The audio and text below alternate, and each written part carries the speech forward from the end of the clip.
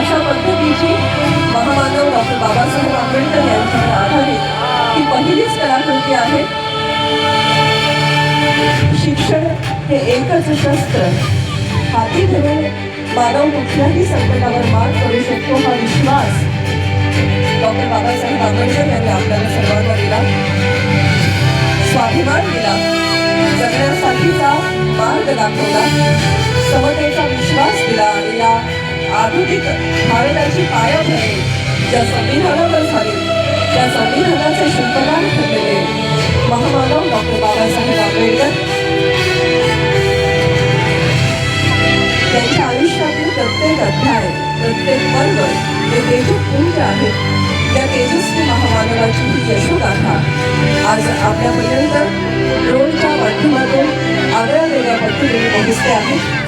इथे उपस्थित प्रत्येकाला आपल्या डोळ्यांमध्ये साठवून ठेवावंसं वाटेल असा हा केवळ आकाशावर रंगवलेली एक सीमारेषांची चौकट नाही, तर ती असंख्य भाषा, विविध धर्म आणि जाती जमातींच्या गुंतागुंतीतून आकार घेतलेली आणि संस्कृतींच्या अखंड प्रवाहाने समृद्ध झालेली एक दिव्य जिवंत चेतना आहे. या विविधतेच्या विराट सागरातही एकात्मतेची अखंड ज्योत तेवत ठेवणारे जे अमृत आहे ते म्हणजे भारतीय संविधान.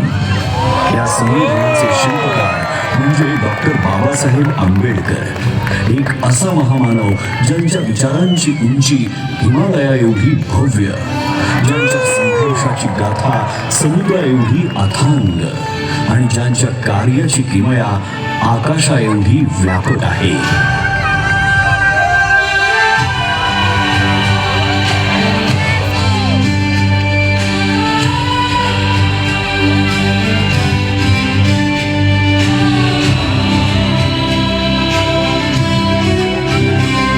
संविधानाच्या प्रत्येक ओळीतून उलगडणारी डॉक्टर बाबासाहेब आंबेडकर यांची दूरदृष्टी ही केवळ कायद्यांच्या चौकटीपुरती मर्यादित नाही, तर ती एका आदर्श समाज रचनेची जिवंत प्रतिमा आहे.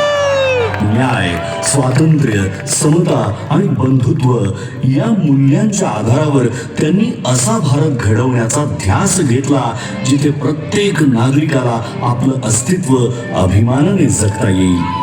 त्यांनी केवळ संविधानाची रचना केली नाही, तर एक असा भारत निर्माण केला जो प्रगत, न्यायप्रिय आणि समताधिष्ठित असेल आणि जिथे आधुनिक भारताची बीजे पेरली जातील.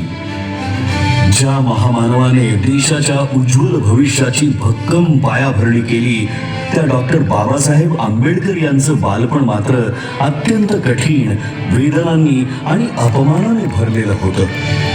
अस्पृश्यतेच्या काळोख्या सावटाखाली त्यांना शाळेत वेगळं बसवलं जाईल. पाण्याच्या एका थेंबासाठीही त्यांना वंचित ठेवलं जाईल. परंतु या सगळ्या अन्यायाच्या जखमांमध्येही त्यांच्या अंतःकरणात परिवर्तनाची तेजस्वी ज्वाला धगधगत होती.